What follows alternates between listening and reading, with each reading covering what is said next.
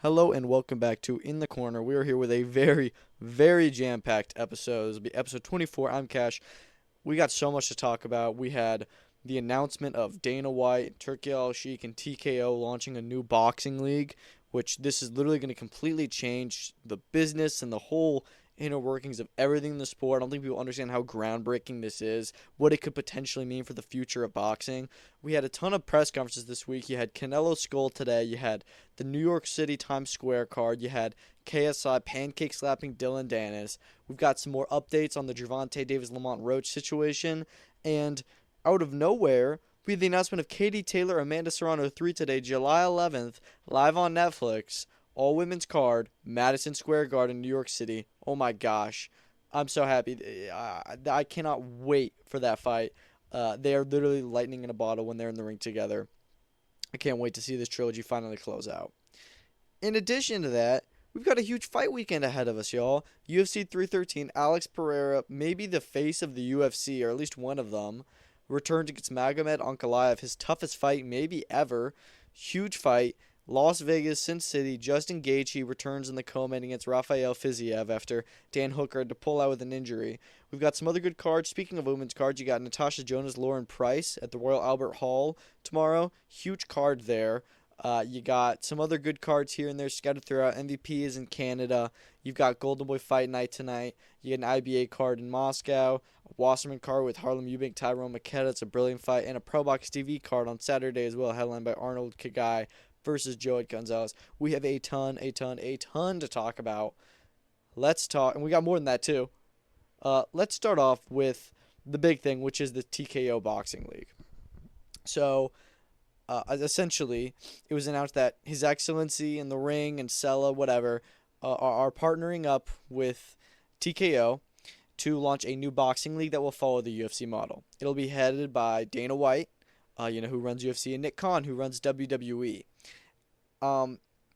Listen, as for if this is good or bad news, we don't really know yet. Look at the good stuff. They're going to follow the UFC model, which means they're going to try and get to only one boxing champion. They are going to have the fight, all fight the best. It's going to have that same kind of model. UFC and WWE, let's be honest, those are easily the two biggest combat sports promotions in the world. If you count WWE, I think you should in terms of promotion-wise, it is. Is it real sports? No, it's sports entertainment, but you can't deny that they have another level of fan base, of promotion, of production, of storytelling that is unparalleled. And UFC, in terms of like genuine sports, is definitely number one. So I think that, putting those heads together with His Excellency's vision for the sport in combination with, the fan base and the marketing of the WWE and the structure of the UFC, I think you have a brilliant product there that you could be putting out. Now, the question is, how did this make sense in terms of some of the other promoters that are going on? Because as we know, let's be honest, His Excellency is the guy that brought everyone together. He is the reason we had these big fights. There's no doubt about it. But he couldn't have done that without the help of Frank Warren and Eddie Hearn and Oscar De La Hoya and Bob Arum and Ben Shalom and everyone involved. And Spencer Brown as well. I mean, he's worked with promoters since the beginning. And it does start to feel like recently, with his buying of the Ring magazine and him putting on these new cards and getting his own sponsor, like the Fatal Fury game, that he's taking more of a promotional role, as well as signing fighters. Canelo Alvarez, Teofimo Lopez, Dalen Haney, Ryan Garcia, those guys are all signed on deals with His Excellency and Ring Magazine and Real Season. I know that like Ryan and Tio they still have their own promoters at the moment, of course, but he's starting to lock these guys down, and he's been doing that with his deals with AJ and Fury and Usyk and Crawford. All the big names he's signing. But now, with guys like Canelo and Devin Haney at least, it seems that he's starting to do it without a big promoter involved. So it's going to get very, very interesting pretty soon and see what he's capable of doing. It seems that they were teasing that Canelo and Crawford is going to be it's going to be the first TKO event possibly. He also mentioned Alcatraz, but I don't know if that'll be TKO. It's getting a little bit confusing here because even though they're all His Excellency, they're all pretty much the same team putting it together. You got Riyadh Season, you got Ring Magazine, and now you have TKO, which are all led by him, but they're all technically like different promotions in a way. So it's really confusing. It's really odd. They don't all align under one company. I'm hopeful that pretty soon Riyadh Season and Ring Magazine will just be kind of like subsidiaries. Maybe not subsidiaries, but at least in the promoting and marketing sector of it, it'll be, they'll just be like kind of side things and supporting sponsors of what will be the TKO boxing events. I want to know if there's going to be a consistent schedule here because it seems like they're talking about, oh, yeah, we're going to do these super fights. I mean, are you taking fighters from other promoters? Like, are you going to do Canelo and Crawford? Are you signing them there? Because that would make sense. But otherwise, you're not going to be able to have all these fighters unless you, of course, sign new fighters and bring them up, which they'll be able to, but it'll take years to foster that kind of talent, you know? Are you going to try and make co-promotion of this? Like I mentioned, Teofimo Lopez, Ryan Garcia, Anthony Joshua. These guys are signed to appear on Riyadh Season events exclusively, but they're still co-promoted by Matchroom, Top Rank, Golden Boy, etc. So is that still the plan, or are you going to straight up steal them from them? I mean, in Turkey, who has a great relationship with all these promoters, talking about, oh yeah, we're going to do an event at Alcatraz. Maybe me and Dana will just lock up all the other promoters there. We're going to crush everyone, which I get it, like from a business sense. Yeah, we're going to try and be number one.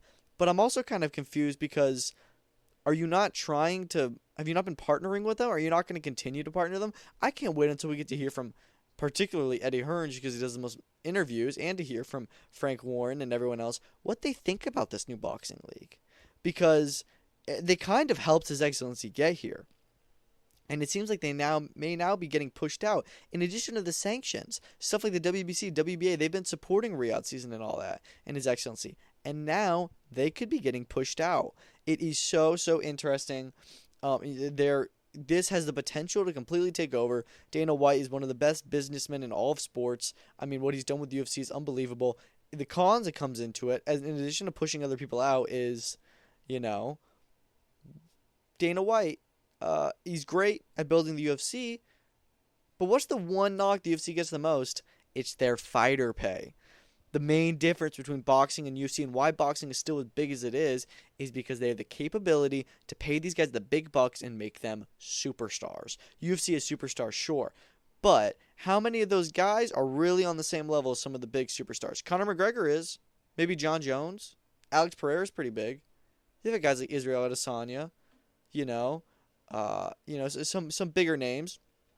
But, I mean, when we look at it, those guys aren't gonna they're not gonna command the same level of money as a boxer can. Look at Canelo. He's fighting William Scull and is probably getting paid $100 million for it. It's William Scull. My goodness. I'm worried that the UFC model works so well because the promotion is in charge of it, not the fighter. That's the difference between UFC and boxing. When you're talking about, oh, there's a UFC card on Saturday. No. You don't say that. You say, oh, Ryan Garcia's fighting on Saturday. There's the difference. You're not talking about, oh, man, I can't wait to watch Dricus du Plessis fight on Saturday. No, I can't wait to watch UFC 312, Dricus du Plessis and Sean Strickland fight. You're not talking about, man, I can't wait to see the Golden Boy card with Ryan Garcia and Rolly Romero. You're saying, I can't wait to see Ryan Garcia fight. That's it. That's the difference. There's the name in boxing, and there's the company in UFC. And what I worry is that same approach is going to be taken to boxing, and fighters are going to get underpaid. Because I'll tell you right now, fighters will not go over to this new league unless they're getting the bang for their buck. With His Excellency, I would hope that he's going to try and pay them well. I mean, that's something he's already said. Like, listen, I know how you pay your guys. We're doing better than that. But I'm also seeing that His Excellency is kind of going to hand his reins over to Dana White, and he's going to fund Dana White, but Dana White is not going to use that funding to support the fighters. He's going to use it to fund himself and the company and grow the company and get sponsors and get another level of production and getting all this stuff. He's not going to use it to pay these fighters extremely good money.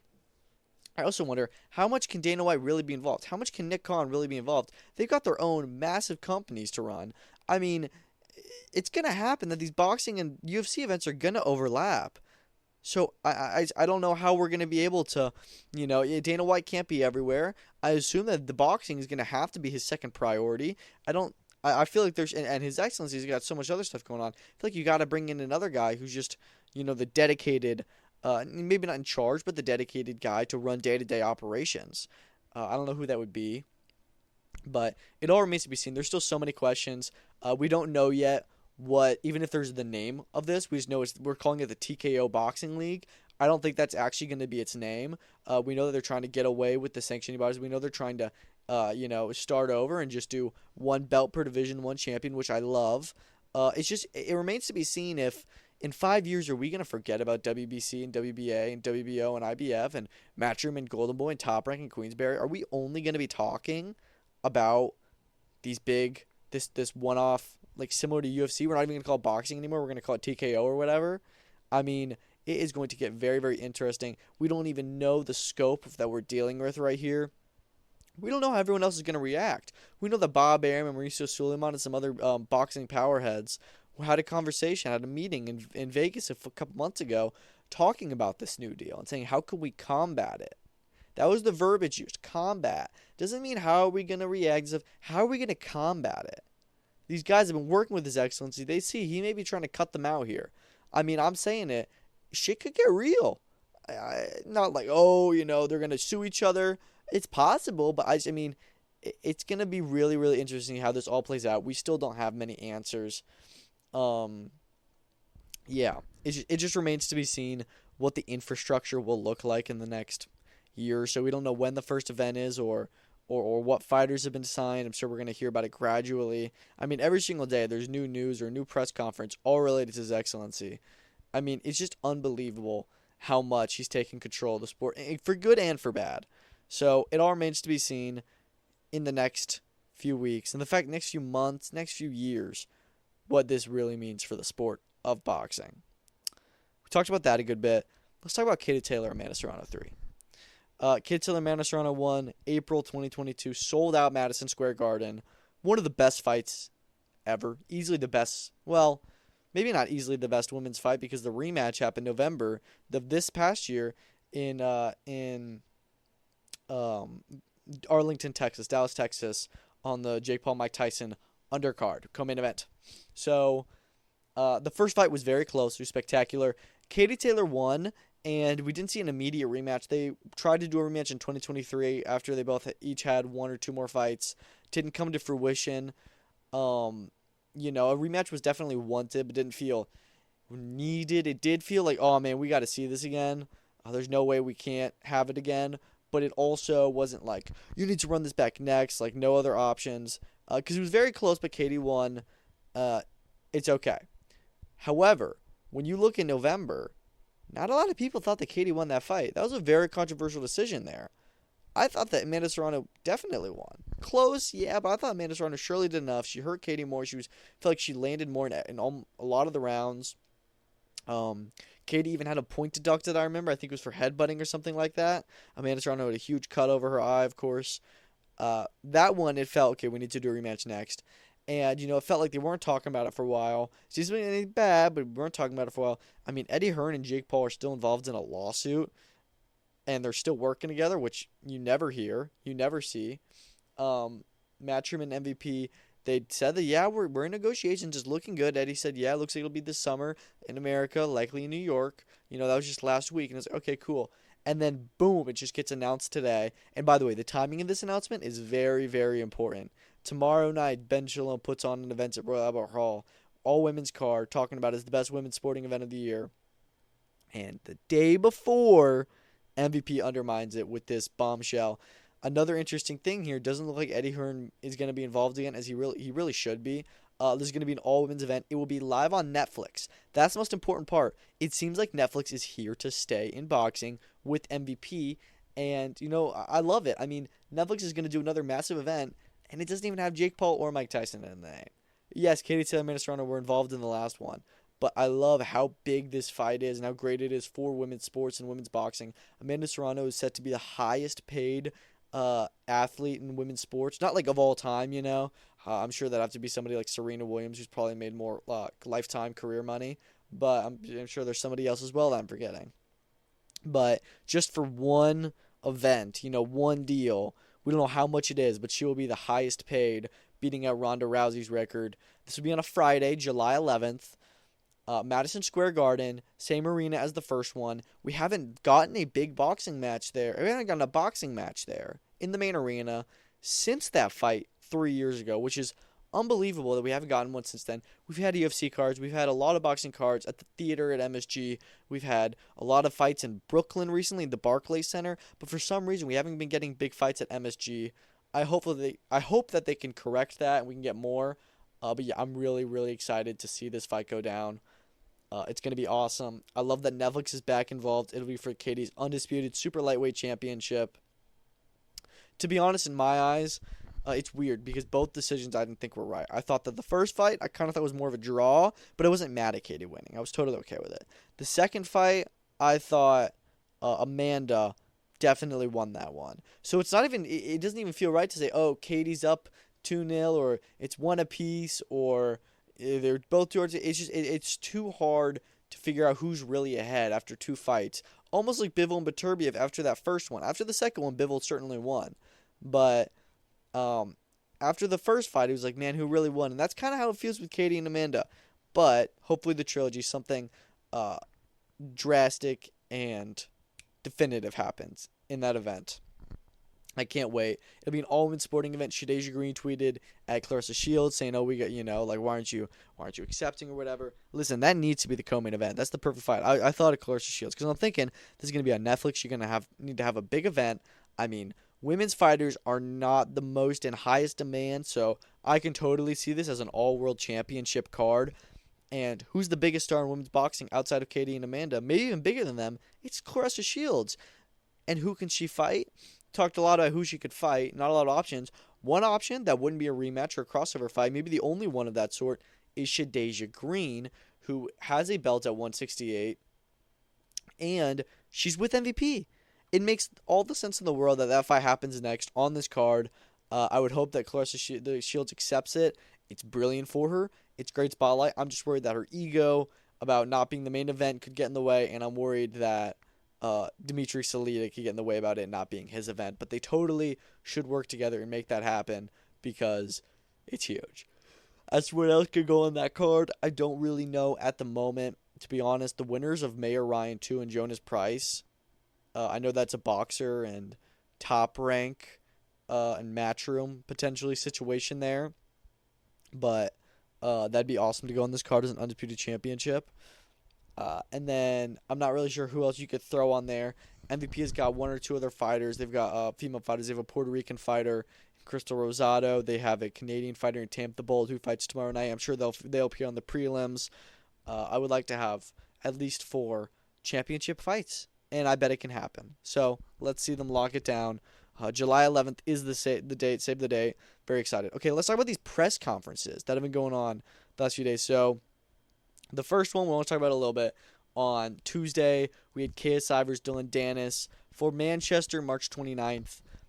This was about what you expected. Dillon Danis, the one thing he is good at is talking. It's weird because he's both good and horrible at talking. He messes up his words all the time. He gets a little bit angsty up there, a little bit nervous, and his voice cracks, and he's not super confident in what he's saying. But the guy is funny. He's really good at trolling. He's really good at getting under your skin. On Twitter, he's great. In person, not as good, but he's still the better talker. The only thing he's good at is trash talking. He sucks at fighting. KSI, I thought he held his own fine in the press conference, but, was not as good a trash talker. Had some odd moments. Just want to mention, it seems like KSI may be fighting in June on Alcatraz.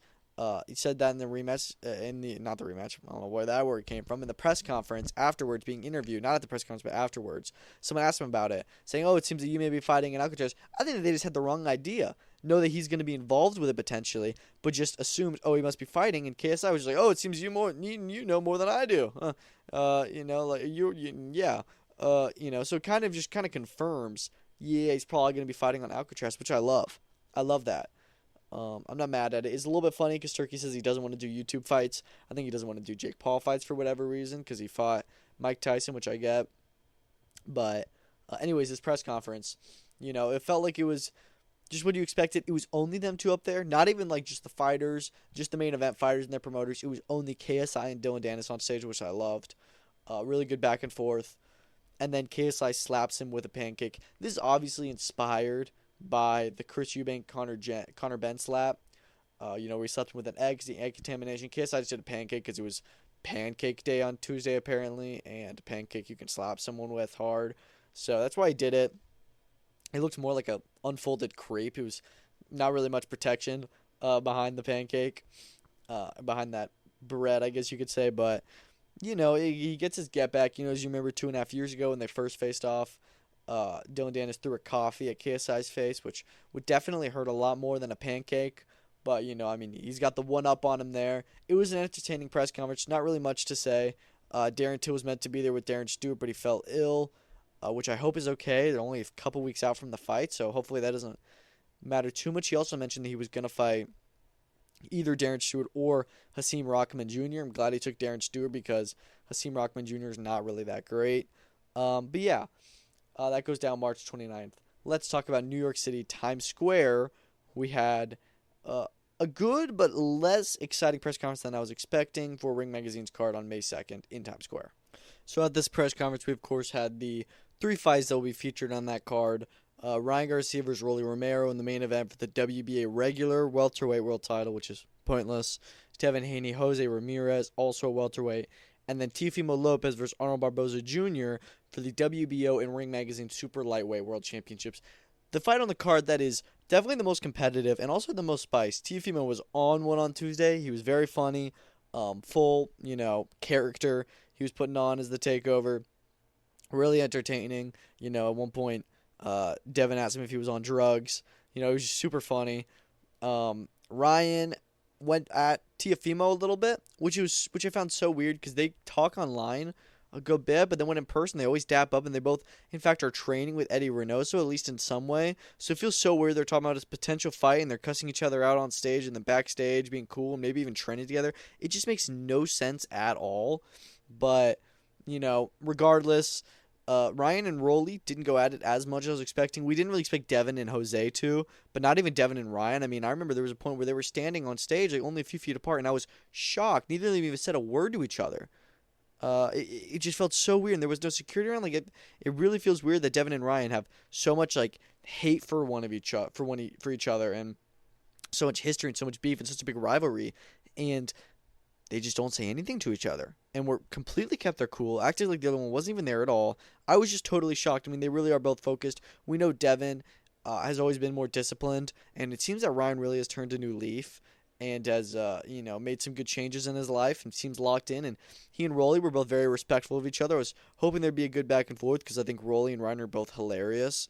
I did see that Ryan had a shirt. This had got Austrian. That was pretty funny. Yeah, I'm excited for these fights. I think they're all good matchups. I think that Teofimo and Arnold Barboza is actually a really competitive fight. I don't know if it's one that Teofimo wins.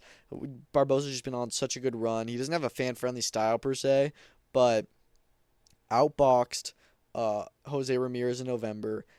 Closely, but definitely beat Jack Catterall in February, and now is in there with Teofimo Lopez. And if we remember, what does Teofimo Lopez do good at? He's good when somebody comes at him and fights, and he has an aggressive, top-tier boxer coming at him. He's not good when he has somebody he's not expecting to be as good, and they're boxing off the back foot and competing and outboxing them potentially. Like we saw against Jimena Ortiz. That was not a good Teofimo we saw in there. So this could very much end up being an Arnold Barboza win. I wouldn't be surprised at all. You would have to think Teofimo is definitely the favorite. And can get it, and especially maybe even capable of decisions because he is from New York. But, we'll see. I think that's a brilliant fight. I think Ryan and Rolly is a great fight just because they're both such big punchers. I think it could be really entertaining. I think, again, that one, Rolly is a very big puncher, so he still stands a chance, at upsetting. And then Devin and Jose, I think, will be good. I know some people are saying, Devin is probably going to be a little bit shy, after the Ryan Garcia essentially loss. Jose is probably a bigger man and stuff. Devin's coming up to 147 already. But I still think Devin Haney is, by far as of right now, the more supreme fighter. Jose Ramirez is certainly on his way out. He's not what he used to be. I think Devin Haney will confidently, I would say, probably will win this fight. But yeah, pretty good press conference there. Then today we have Canelo Alvarez, William Scull. Again, not a ton going on. It seems Canelo at some points was trying to get under Skull's skin a little bit. I don't know if I'd say get under his skin, but just kind of little bro him in a way and say, speak louder into the microphone, like stuff like that. Just kind of like saying, oh yeah, Viva Mexico, cabrones. I love that. But, Skull I was a little bit disappointed in. First of all, he's a lot bigger than I expected. He is way bigger than Canelo is. He's almost a head taller than him, essentially. Just seems much larger. He made Canelo look really small up there. Um, and, I mean, just I would have liked to see him, bringing a little bit more of himself there, because there's no shadow of a doubt here that this is the Canelo show, and Skull is his tune-up fight. But it didn't even seem like Skull was fighting for that, saying, "Oh no, I'm not a tune-up fight. I'm gonna beat him and stuff." He was kind of like, like, no, dude, they're calling you the challenger up there. You're a champion still. You still have that IBF belt. Yeah, you're pretty much the challenger, but don't have a challenger mentality. I am the champion already. He's got belts, I've got a belt. I'm trying to take his, he's trying to take mine. I'm not the B side, even though you are. I'm not the challenger. Don't treat me like one. That's the mentality you got to have up there. And that'll get, although you don't want to piss off Canelo. This could be a game plan from Skull as well, by like making Canelo think, oh, this is easy. Got a bigger fight down the line with Crawford. Just going to go out there, stretch my legs, knock this guy out. Skull is, somebody that is going to try and outbox Canelo and is going to try and stick around him and, and not get into the pocket too much, which is definitely not a good idea with Canelo. He's still a very big puncher, but and it's possible, but I don't think there's any way that Skull wins this fight realistically. Um, not a ton of interest. It was an okay press conference. Not really much was said. It was pretty short. They did confirm over that Jaime Munguia, Bruno Saras, the rematch will be the co-main event. I love that Jaime Munguia is running it straight back. I think that he will win this time. Not to give any, not to take any credit away from Bruno Saras, but that was a lucky shot he landed, and I think Munguia will, perform better this time around. But I'm still very excited for it. And then, of course, you also have no other confirmations for this undercard. We've heard Yoeli Hernandez is to face Shane Mosley Jr., and what I just have to assume to be a WBA eliminator, if not even an interim title, because they are number 1 and 2 in the WBA, I believe. The winner of that fight has to fight Erislandy Lara, and I think that will happen. But we don't know yet who else is on this undercard aside from the co-main event, but excited to hear more about it in the coming weeks, potentially months. Okay, let's do a little bit of talk about Tank Roach. So there was a technical issue that prevented the replay with the knee. That's utter BS. That's really fishy from New York, because there's about 30 monitors around that ring, not just the commissions that was on the fritz. They literally could have pulled up on their phone the pay-per-view and like backed it up a little bit and checked it. I mean, or just walked over to anybody else's monitor. It's so stupid, but that's what they say. The WBA backed Tank on their website from some collaborator, apparently, and then the president took it back and said that's not us at all, even though I'm sure that they do back him. It's not like the WBA is officially supporting Tank in this situation. And Roach's lawyer requested the New York Commission to overturn the result. I'm just saying, every day it seems more and more likely that this genuinely could get overturned. Do we see stuff get overturned often? No, but this was a really weird call, and that knee very much could get overturned to a knockdown, and if so, Tank loses that fight. Regardless, we need to run this fight back again. I know that's the plan. I know that's what's going to happen. I have faith, but yeah, it could get very interesting. I still am just in disbelief that Tank didn't win that fight and that Lamont Roach was able to pull off a draw and even just go the distance. So very impressed by him. Okay, huge. I'll talk about this one last thing before we go through the preview. Inoue versus Cardenas is set for May 4th in Las Vegas on that Sunday, so we're going to have a huge Cinco de Mayo weekend. And then MJ Akhmadaliev is set for in Tokyo on September 14th. That'll also be another Sunday, the day after Canelo fights Terrence Crawford. So he's going to fight back-to-back with Canelo twice this year, which is awesome. I like that plan. Did see somebody say that the MJ fight is not in Tokyo? I don't know where they got that from. I believe it is. I don't know if MJ has agreed yet, but I assume it's pretty close, if not agreed. I'm not mad at this plan. I would have liked to fight MJ now, but it's whatever. Cardenas is still a pretty good fighter. He's still a pretty good contender in the division. Do you think there are other guys that could have fought in Inoue now? Yeah, but it's whatever. Okay, let's talk about this weekend. Not a ton of huge fights outside of UFC, but there are some good cards. So let's talk about them. So my favorite fighter in the UFC, the light heavyweight champion Alex Poatan Pereira, returns to the cage Saturday, March 8th, defending his strap against Magomed Ankalaev. This fight is going to be competitive, and I am worried for Poatan. Do I think that Poatan will win? I have faith that he will. I think he's a fantastic fighter, but I'm really worried that Ankalaev is just going to wrestle him, and Pereira is not going to be able to do much. We know Pereira is not a wrestler. We know that he's dangerous power, and we know that Ankalaev is a very strong guy as well. But yeah, I am a little bit concerned, especially just even with their training regimen. It seems like Ankalaev is locked in and Pereira hasn't been. He's had a very easy run over the last year or so. I mean, the Yuri and Jamal fights, he barely had to do anything. Clear Roundtree had to fight for it, but he was still able to just win that just by gritting it out and being the bigger and stronger guy. Um, Ankalaev, he's in there with a monster, dude. Ankalaev is going to wrestle Pereira, and he has the potential to just dominate him on the ground, and I'm really worried about that happening. I loved Pereira. I think that he is such an exciting and fun character in the UFC. He's my favorite fighter. He's such a force. He's so powerful. And, I mean, we saw it this week. Dana White said the plan is to do John Jones, Tom Aspinall in the summer. And then from there, it's possible that Alex Pereira can fight the winner at heavyweight. I need Pereira to win. Not only do I want him to win, I need him to. I'm going to pick Pereira to win this fight by knockout.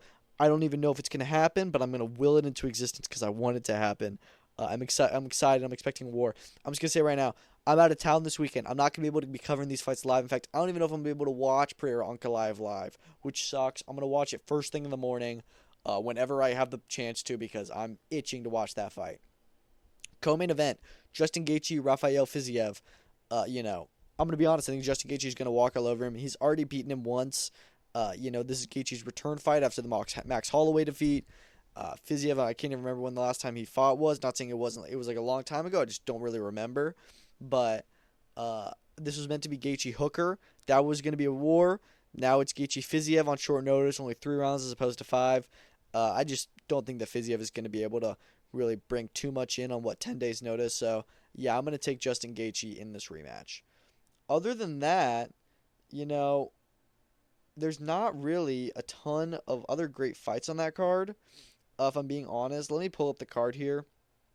But this is something I've noticed the UFC's kind of been doing, at least lately, is we had 311, which was a huge card, and then 312 and 313 are both kind of mild. Not a lot of fights on it outside of the main and co-main event. And then 314 looks like it's going to be huge. 315 may not be as big. So it's going to be really interesting to see if this is like a new strategy they're doing. So you got Jalen Turner versus Ignacio Bahamondes. That'll be a lightweight bout. Turner is number 13 in lightweight. Bahamondes isn't even ranked, and that's the feature fight on the card. Then you've got Amanda Lemos versus Yasmin Lucindo, both Brazilians, number 5 and number 7 in women's strawweight. So very competitive match there, very highly ranked.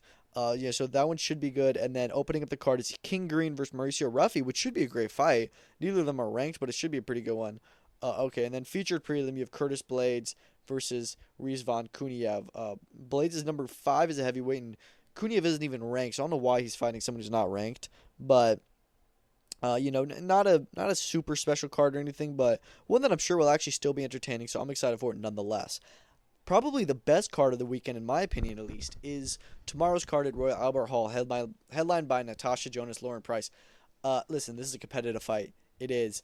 Both women are champions with multiple divisions. I know Jonas is WBC, WBA, or WBO, and then, WBC, IBF. WBO is Michaela Mayer at the moment, who's not fighting in this. She's fighting Sandy Ryan in a rematch at the end of the month. And then Lauren Price is the WBA, IBO, and Ring Magazine champion. So she only has one of the legitimate 4 belts, but, she's still bringing her own hardware into the match. As for who wins, I've said this for the past few months now, and I'm going to keep saying it. I totally expect Lauren Price to win this fight. She is the younger, hungrier fighter. If you saw her fight in December, she absolutely ran through her opponent. I think her name was Mateus. I mean, just obliterated her. I think she knocked her out in 2 or 3 rounds. Brilliant stuff. Natasha Jonas, I thought, totally lost to Michaela Mayer. In fact, that was one of the worst robberies of 2024. I thought maybe the worst. I totally thought that she lost that fight. And I just think that Price is going to do the number on her. And I don't think that she'll stop her, but I think she's going to beat her. I mean, Natasha Jonas is one of the oldest champions in the sport right now. I think she's like 42 or something like that. Lauren Price is not. I think Lauren Price is 30 or so. So, yeah, I definitely think that Lauren Price is going to win this fight, probably by unanimous decision. and is going to take those belts and move into an undisputed championship later this year. That's just how I see it. Co-main event, Caroline Dubois versus, let me pull up her name. Last name is Shin, and I don't want to get the rest of the name wrong.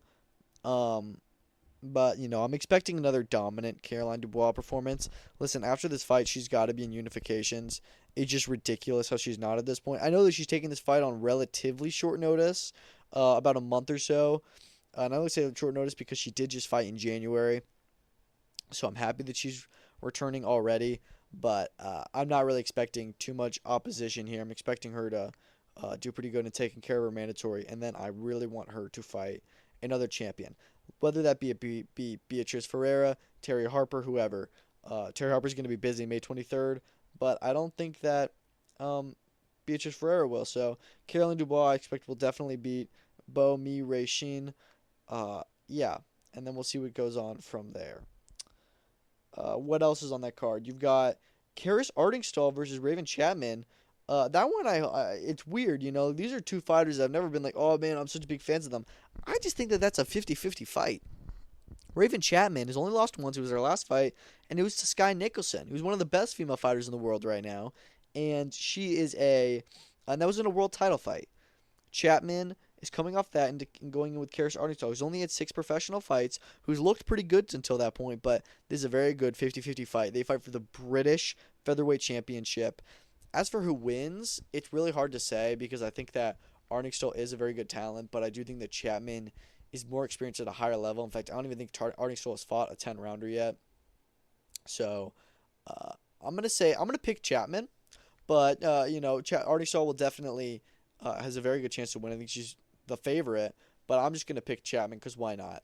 You also have Cindy Ngama will not be fighting on this card. She was an Olympian meant to make her debut in an 8-rounder against a former European champion. So, they're expecting to fast track her. She got injured or was not able to pass a medical exam the other day, so she's off the card. You've also got Chloe Watson versus Jasmine Zapotachna. That would be for Watson's EBU European Flyweight Championship. Chloe Watson's a pretty good fighter. Hasn't been able to get a lot of big fights recently. Zapotachna is coming off the win over Maisie Rose Courtney in July of 2024. So, this one should be pretty good. I expect Chloe Watson to win. And then she could honestly move closer towards a world title shot. And then you've got Francesca Hennessy versus Gemma Rueg. A fight that she should definitely win. Rueg is 8-12-1, so not good at all. But they fight for Hennessy's WBA Intercontinental Super Bantamweight Championship over 8 rounds. So, Fran Hennessy's already got herself a world title. Or not a world title, a regional title. She won that in her last fight, in just her 5th fight. Excited for that one. Also, tomorrow we have Harlem Eubank versus Tyrone McKenna. On top of a pretty good Washerman card, a lot of good prospects on that card, most notably Tom Welland and Dan Toward, who are great. And then you've also got Michael Conlon returning. Mick Conlon, he is in with his last name is Khan. I'm going to double check what the first name is. It's Asad Asif Khan. This is one that I definitely expect Mick to win. If he doesn't, he's done. I totally see him losing just because it seems like he may be shot, but it's just an 8-rounder at 130. Khan is 19-5-1, so not a horrific record, but he's not a great one. He's on a 4-fight win streak, however. So, and there's upside possibilities here.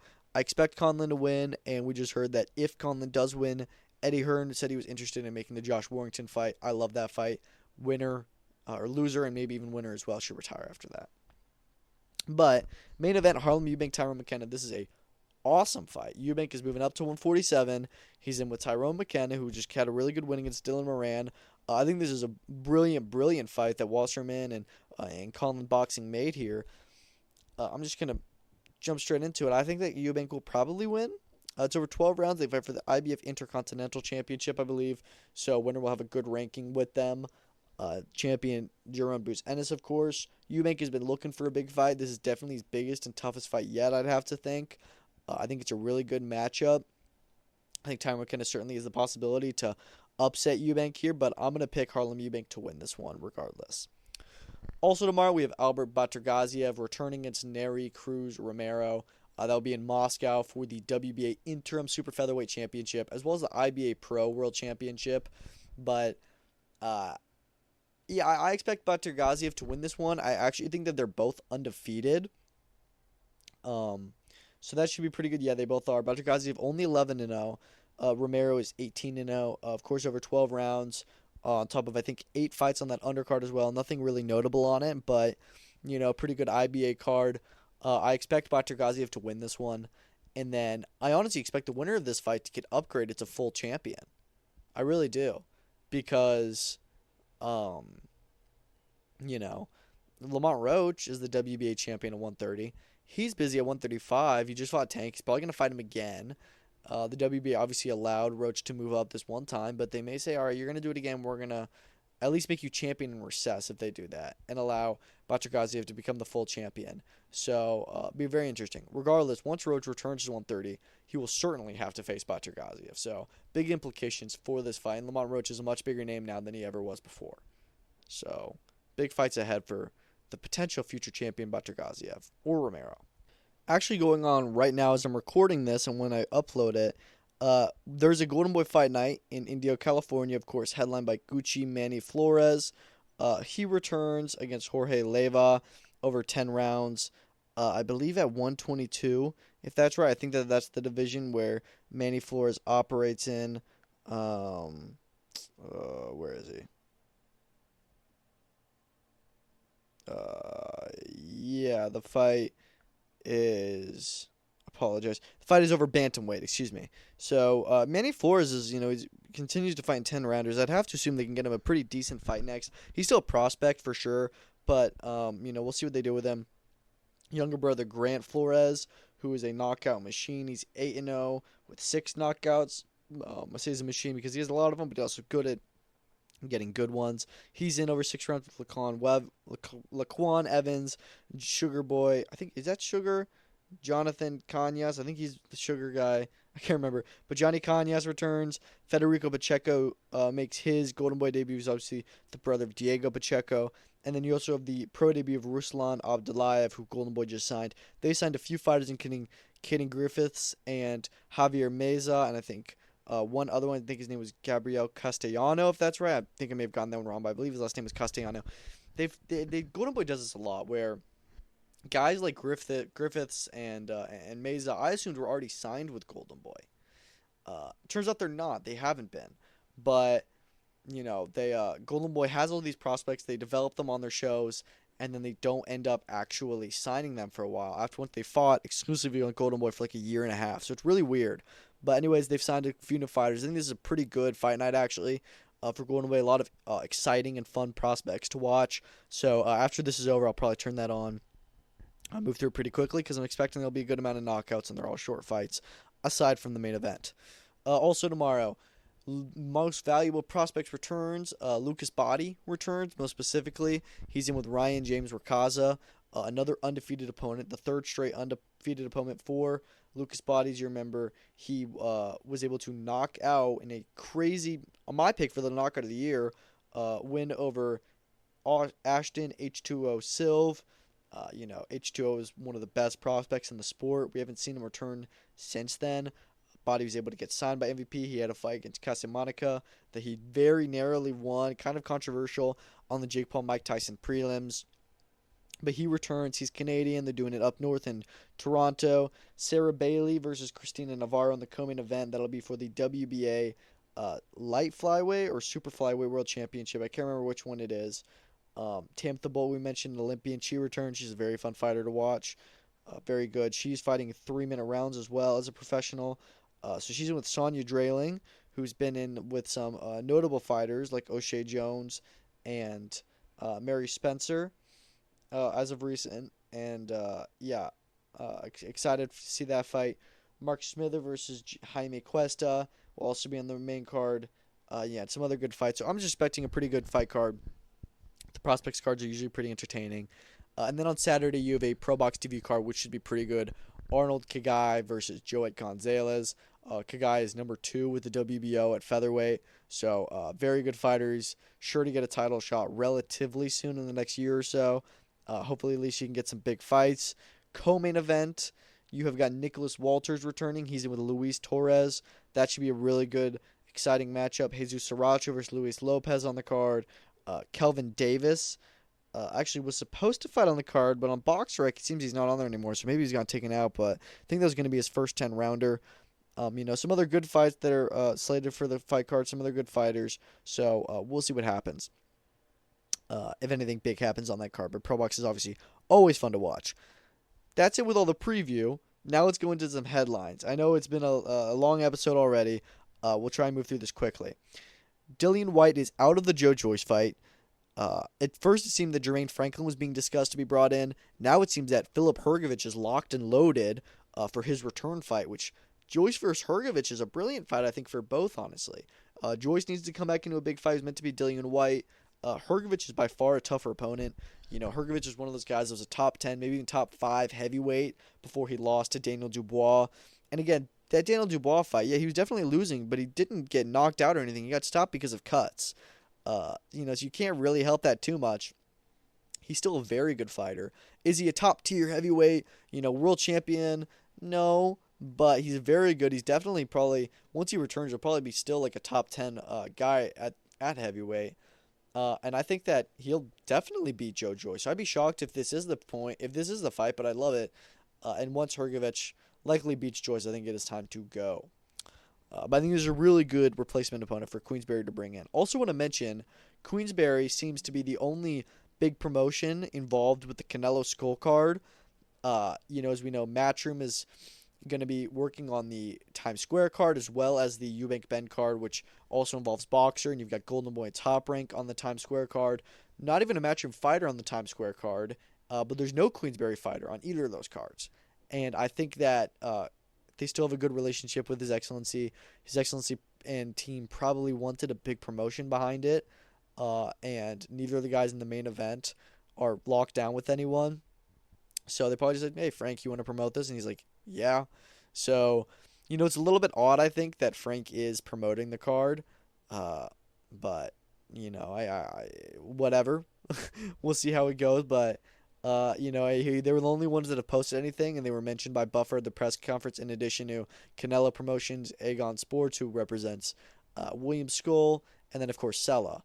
But nobody else was mentioned as a big promoter. We know Jaime Mugia is fighting on the undercard. He's represented by Zanfer and Top Rank, so they may be mentioned as well later on, and there could be other fighters added to the card. But as of right now, it seems like Queensberry is going to be like the only big promotion that's really like spearheading and promoting the event. Top Rank will pretty much only be promoting Jaime Mugia probably. Okay, what else do we have here? Jairo Pataya returning soon, so I actually got into a little bit of a back and forth with Tasman Fighters on X, just because I said they tweeted that Jairo Pataya is going to be returning, and I said I don't like this because we know what the IBF does. They allow you they give you a mandatory, then they allow you a voluntary, and the fact that Jairo's going to be returning, and we just heard that another news, Zurdo will be fighting Uniel Dorticos likely on June 28th, which, by the way, I initially heard April 19th. I don't know what happened there, that it got pushed back so far, but I'm upset by it because I really want to see that fight, soon, but, it's whatever. I just want to see Zurdo and Dorticos get it out of the way so that Zurdo can fight Opataya. And I don't hate that Opataya is going to take a fight in the interim, just in terms of, wanting to stay active and not wait around. So I like that. However, I'm worried, and Tasman Fighters didn't really understand this and saying I was inaccurate, but I'm worried that what's going to happen is that Jairo Pataya succeeded his mandatory in January by knocking out David Naika. After that, he's allowed a voluntary.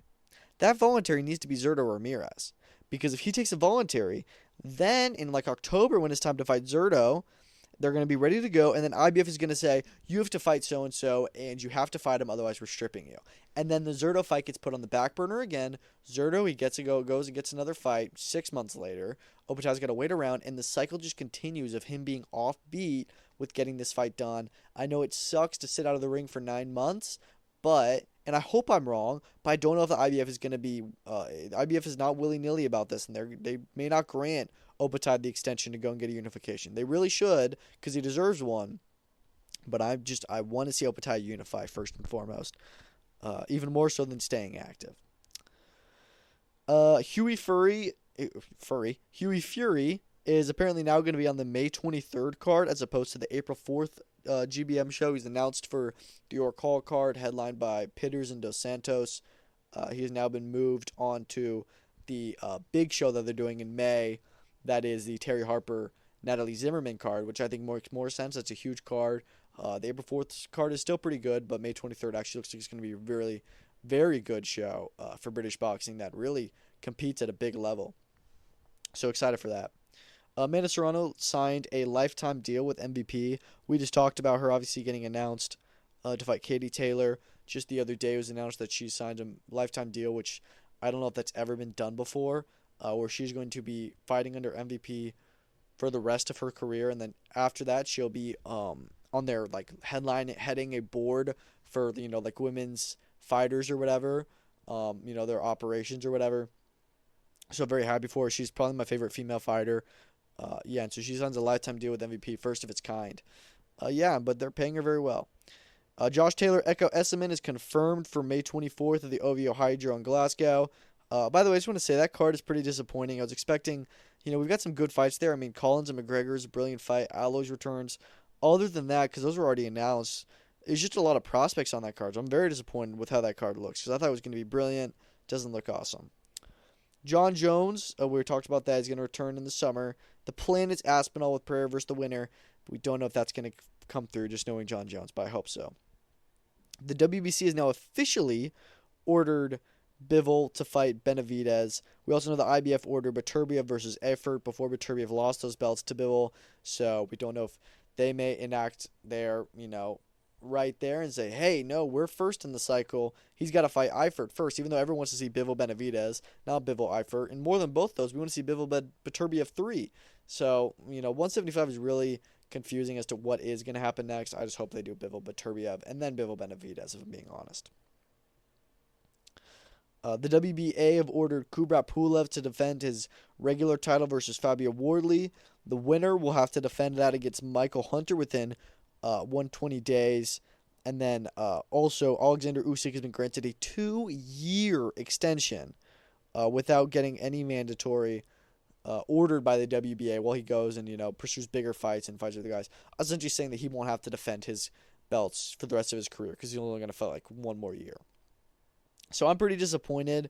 Not disappointed that they're not going to order Usyk against anyone. I don't really care about that. But I'm kind of disappointed that they just don't care at all about ordering their opponents. You got IBF, who is way too strict, and they got the WBA, who's way too lenient. So they got to figure their stuff out.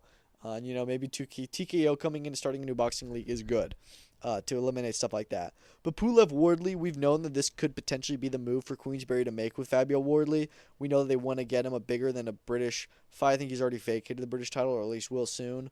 And then we also know that he is going to, he's very highly ranked with the WBA. I think he's number 1. We knew he was going to push for a bigger fight. Kubrat Pulev, that way you get a world title. Then you fight Michael Hunter after. Those are 2 fights that you definitely want to favor Wardley in. He gets to be grow his stock power. He gets to have bigger fights, but not fights that he'll be an underdog in, and gets to be a world champion technically. So this is definitely the move to make for him, I think. And I love Fabio Wardley. He's one of my favorite heavyweights. So we'll see what happens. The first crop of Grand Prix fighters have been announced. I'm not really going to read any of them because they've announced like 50 by now. But, a lot of fighters coming through. I think the divisions they're doing are, I think it's featherweight, super lightweight, middleweight, and heavyweight. They've announced guys from across all of them. It really is very international. There's tons of countries involved that I'm seeing announced. Nobody that's I even really recognize the names of that much. But I'm just excited to see this concept come through. Apparently, set for Friday, which is tomorrow, Matchroom are going to announce the Dalton Smith Sheffield show for April 19th. We still don't know who he's fighting. I really have no idea. And then also going to do Johnny Fisher, David Allen 2, which will be on May 17th apparently. We don't know where, but that'll be announced on Friday with a press conference as well. That Dave Allen said there'll be a press conference on Friday to announce the Johnny Fisher rematch. So those are definitely going to get announced tomorrow, which I'm excited for. I'm very excited for Fisher Allen 2 and to see who Smith is going to fight. I think it's good to get Smith active again, and I think it's good for them to immediately run back Fisher and Allen. No Limit Boxing announced their schedule. They had some launch for their season, which I think is a little bit weird, but let's look at it. They've got a lot of fight cards coming up. They didn't announce specific fights, but we know March 12th they have Keith Thurman, Brock Jarvis. We know that April 6th they have Tim Tszyu, Joey Spencer. They then have a card in May. What was the day? I think it's May 14th, which will be another Wednesday card. That'll be a pay-per-view for them. You know, they have lots of pay-per-views in Australia. I think June 11th was the date that they have another card on Wednesday, also pay-per-view. July 6th, which will be a Sunday, is going to be another pay-per-view, and we'll talk about in a minute about what that is. And then July 23rd, they have a No Limit on Fox card. They had locations there, but I can't actually, for some reason, pull up the schedule at the moment. Oh, wait, no, here it is. Yeah, okay. So the May 14th will be Sydney. June 11th will be Cairns. July 6th will be Gold Coast. And July 23rd will be Brisbane. I'll tell you right now. July 6th, that's a Sunday. Similar to the Tszyu Spencer card being on a Sunday, that'll be actually Sunday morning there. Saturday night here in the U.S. And that one will be the Thurman and Tszyu colliding fight.